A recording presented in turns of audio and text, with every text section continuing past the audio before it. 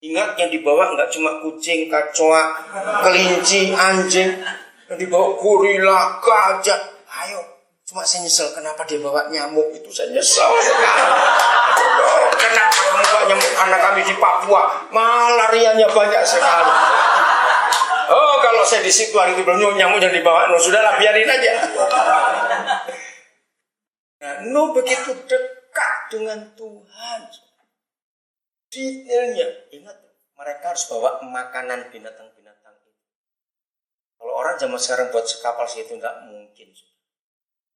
Berbulan-bulan mereka berlayar. Dan banyak lagi saudara kita yang lain. Lukas pasal yang pertama. Seperti ini kelahiran Yesus Tuhan kita. 3 hari itu Gabriel datang kepada Maria. Lalu mengatakan bagaimana dia akan mengandung. Lukas pertama mulai ayat 33. Mulai 31. Saudara coba. Ya. Sesungguhnya engkau akan mengandung dan akan melahirkan seorang anak laki-laki. Dan hendaklah engkau menamai dia Yesus. Ia akan menjadi besar dan akan disebut anak Tuhan yang Maha Tinggi. Dan Yahweh Tuhan akan mengaruniakan kepadanya tahta Daud bapak leluhurnya. Dan ia akan menjadi raja atas kaum keturunan Yakub sampai selama-lamanya. Dan kerajaannya tak akan bersudahan. Itu penjelasan Gabriel. Kalau kita jadi Maria, belum menikah, zaman itu hukumnya masih keras, beda dengan zaman sekarang. Jangan lagi hamil sebelum menikah. Berzina langsung mati tanpa diadili. Saudara, dilempari batu, bukan undi-undi. Ingat itu baik-baik. Batu, bisa bayangkan itu. Nah, sekarang jawab. Kalau saudara dan saya itu Maria, kira-kira gimana? Saya pernah waktu itu minta Roh Kudus. Kalau saya jadi Maria, akan gimana? Kira-kira siapa bisa jawab? Kalau saudara Maria. Kalau saya jadi Maria, saya bilang gini. Tuhan, saya minta 2 syarat. 1.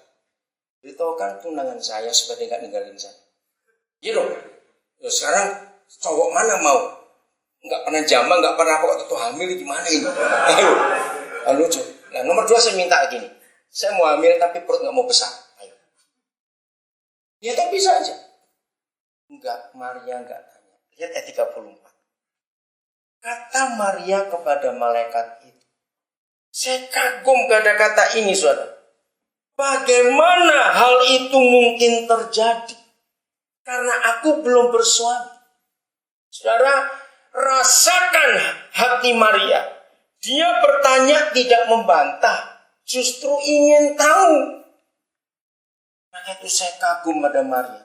Kalau ada orang melahirkan dan punya anak perempuan dan minta nama kepada saya paling banyak beri nama Maria atau Ruth. Karena apa? Saya kagum pada Maria itu. Taatnya luar biasa. Maka itu kalau saudara punya teman atau di sini ada orang namanya Maria tapi nggak pernah nurut, ganti Mario saja. Maria kok tidak pernah taat, itu bagaimana?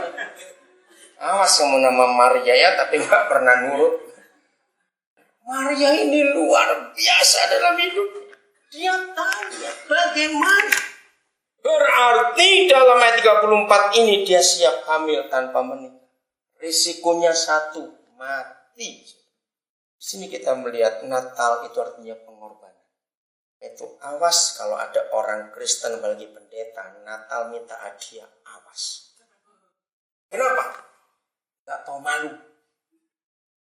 Ayo kalau kita diundang orang ulang tahun, yang terima hadiah ulang tahun untuk tamunya.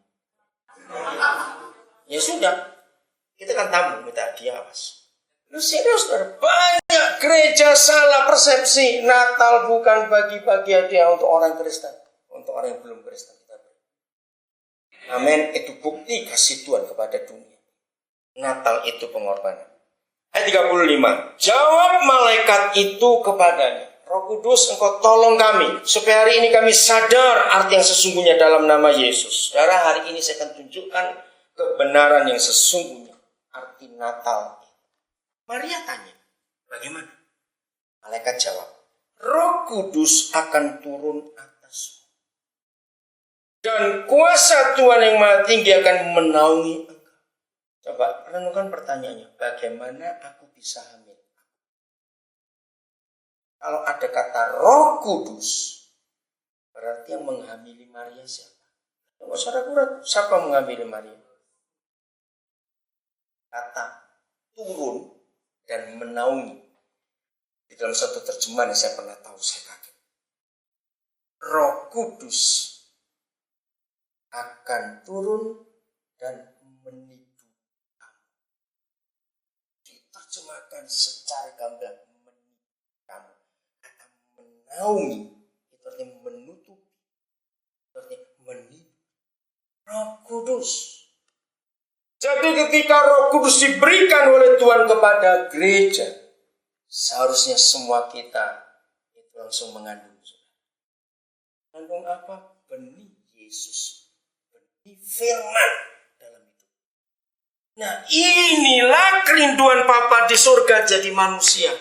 Dia begitu dekat. Lagi sekali, tidak ada Tuhan di agama apapun kecuali agama Kristen. Tuhan yang mau satu dengan kita. Seperti suami istri. Jadi ketika Maria tanya bagaimana aku bisa mengandung, Roh Kudus akan jadi suami. Roh Kudus akan jadi bapak anak yang kau kandung. Roh Kudus akan membuahi kamu. Itulah Natal.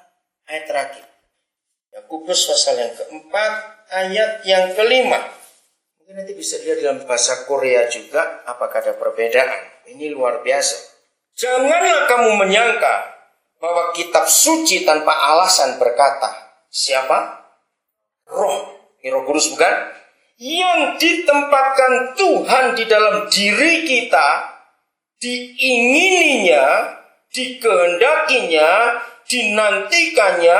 Nyanya siapa? Bapa di surga. Dengan apa dia menantikan, menginginkannya? Dengan apa? Cemburu. Ada kata cemburu dalam bahasa Korea? Terakhir ada kata cemburu. Apa itu? Cemburu bukan? Jealous, ya sama betul. Jealous. Saudara, ayo kita renungkan. Jangan kamu kira tanpa alasan ketika Bapa memberikan Roh Kudus kepada gereja, itu cuma beri gitu saja, tidak. Dia ingin dengan jealous, dengan cemburu. Saya tuh bertahun-tahun merenungkan, cemburu kenapa? Siapa yang dia cemburui? Betul? Nah, kata jealous itu pasti bicara suami istri.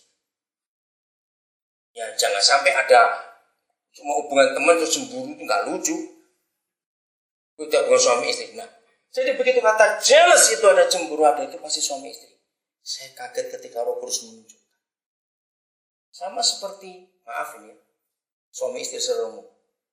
Aku sudah niduri kamu berkali-kali istriku, tapi kamu gak hamil-hamil. Ada apa itu? Berarti kata itu ya, tapi bukan jadi ukuran.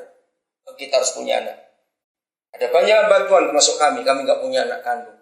Tapi kami gak pernah berdoa, kami gak pernah minta. Kami pun gak pernah berusaha ke dokter, kami mensyukuri. Tapi saya mau katakan ini, hari ini kita ketika surga memberi Roh Kudus kepada gereja, ternyata Papa itu cemburu. Kalau kita tak hamil, saudara. Apa yang kita hamil? Kalau Roh Kudus itu memberi benih firman, firman harus nyata dalam hidup ini akan melahirkan Yesus di mana-mana. Sehingga orang yang bertemu kita akan lihat Yesus dalam hidup kita. Itu artinya dia datang kepada kita. Dia menaungi kita dengan Roh Kudusnya. Lalu Yesus lahir lewat kita juga. Dan dengan itu orang lain akan melihat Yesus di pabrik, di bis, di kereta, di mana saja. Orang akan jumpa Yesus lewat kita. Jadi kesimpulannya, Natal bukan untuk diri sendiri. Setelah kita terima Yesus, orang lain pun harus terima Yesus lewat hidup kita semua. Miliki intimacy with Him. Keintiman dengan Bapa di surga dan dengan Yesus Tuhan kita. Maka itu saudara, ketika Matius 6 ayat 6. Matius 6 ayat 6, coba lihat. Saya itu lama sekali melihat arti ayat ini. Matius 6 ayat yang ke-6. Yesus berfirman, apabila engkau berdoa suruh kemana? Masuk kamar terus kunci pintu. Nah itu kan aneh. Ayo siapa doa di stasiun? Pernah bukan? Kita doa di airport. Kita doa di rumah makan. Kenapa enggak masuk kamar? Tuhan tidak marah. Padahal dia berfirman, kalau kita berdoa, masuk kamar kunci. Jawabannya saya tahu di Yakobus 5. Tidak boleh ada dua orang yang bukan suami istri di dalam kamar pakai kunci pintu. Bakar saja kamar itu. Betul tidak? Yang boleh di dalam kamar pakai kunci pintu hanya suami istri. Ternyata doa itu enggak sekedar ngomong, ngeluarin kata-kata. Apalagi suka merintah Tuhan, Tuhan tolong Tuhan ya. Kalau enggak beri apa Tuhan, yang saya belum ngancam lagi. Itu bukan doa. Doa makan tidak dihitung sebagai doa oleh Tuhan. Karena doa makan itu cepat, kalau enggak makanannya dingin. Tapi doa di ayat ini adalah intimacy with Him. Masuk kamar, kita istri, Yesus suami. Dan di tempat itu kita dibuai oleh Roh Kudus. Ini dahsyat sekali. Ya Roh Kudus menerangkan lebih jauh dalam kehidupan. Jadi enggak cuma doa asal kata-kata keluar, tidak. Tapi bersekutu yang akrab, yang intim, yang menyatu betul. Dunia lihat Yesus lewat